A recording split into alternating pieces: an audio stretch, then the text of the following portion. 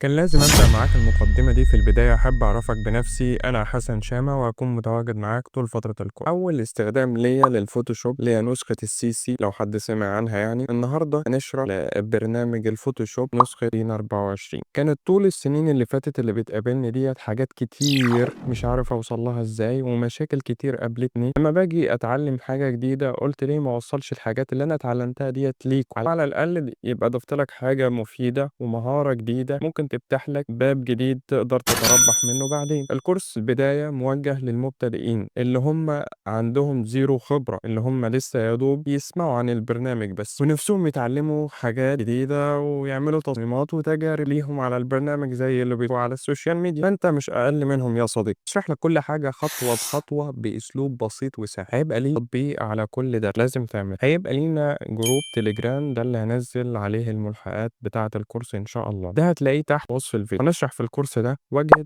البرنامج والمقاسات بتاعة التصميم. بعد كده هننتقل للتطبيقات، هننتقل لأدوات التحديد، بعد كده أنماط الألوان، بعد كده التصور والتعديل عليها، بعد كده هنبدأ على النصوص وإزاي تكتب نص احتراف تعدل عليه، إنشاء وتعديل الأشكال، بعض التقنيات المتقدمة، طريقة حفظ وتصدير الصور، نصايح ختامية. علشان تاخد أكبر استفادة من الكورس ده هحتاج منك متطلبات. أولها الالتزام بالدروس من أول درس لحد آخر درس مع التطبيق عليها. هتحتاج جهاز كمبيوتر علشان تعرف تطبق على الدروس دي، ودي أقل إمكانيات لجهازك علشان تحمل البرنامج. هتلاقيها ظاهرة على الشاشة ديت صورة من الموقع الرسمي للبرنامج. المهم خليك راجل مع نفسك والتزم وطبق أول بأول. ولو وصلت لحد هنا ما تنساش تشترك في القناة وتفعل زر الجرس وتسمع الدرس اللي جاي.